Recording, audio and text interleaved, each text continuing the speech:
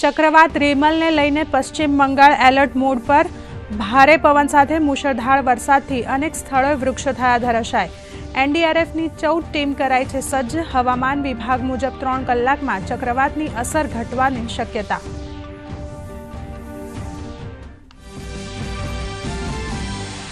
ચક્રવાત રેમલને લઈને નેવી અને કોસ્ટગાર્ડની ટીમ તૈનાત। પ્રધાનમંત્રી નરેન્દ્ર મોદીએ કરી સમીક્ષા બેઠક।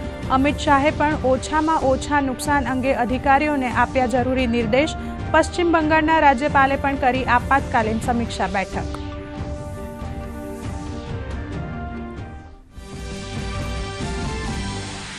રાજકોટ અગ્નિકાંડ મામલે આજે ગુજરાત હાઈકોર્ટમાં સુનાવણી।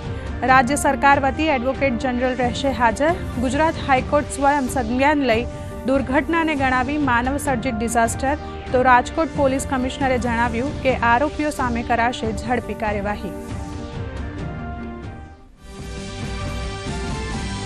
રાજકોટ અગ્નિકાંડમાં ડીએનએ પરીક્ષણના આજે બપોર સુધીમાં આવશે રિપોર્ટ। રાજ્ય સરકાર તરફથી મૃતકોના પરિવારજનોને 4 લાખ તો કેન્દ્રમાંથી 2 લાખ તેમજ ઈજાગ્રસ્તોને 50-50 હજાર રૂપિયાની સહાયની જાહેરાત।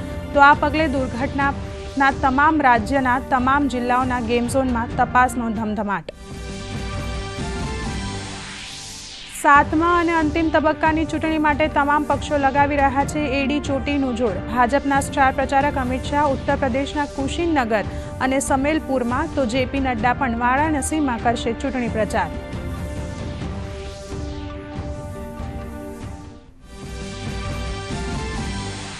બીજી તરફ 7મા તબક્કા માટે વિપક્ષનો પણ ઝંઝાવાતી પ્રચાર। કોંગ્રેસ અધ્યક્ષ ખડગે અને રાહુલ ગાંધી ઓડિશાના બાલાસોરમાં કરશે સભા, તો પ્રિયંકા ગાંધીનો હિમાચલના કાંગડામાં તથા ચંબામાં ચૂંટણી પ્રચાર।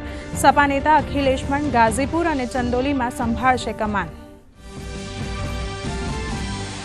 દિલ્હી સહિત ઉત્તર ભારતમાં અસહ્ય ગરમીનો કહેર। રાજસ્થાનના ફલોદીમાં પારો 50ને પાર, તો રાજ્યમાં તાપમાનમાં આંશિક રાહત। તાપમાનમાં 1 થી 2 ડિગ્રીના ઘટાડા સાથે 42.2 ડિગ્રી તાપમાન સાથે ગાંધીનગર રહ્યું રાજ્યનું સૌથી ગરમ શહેર।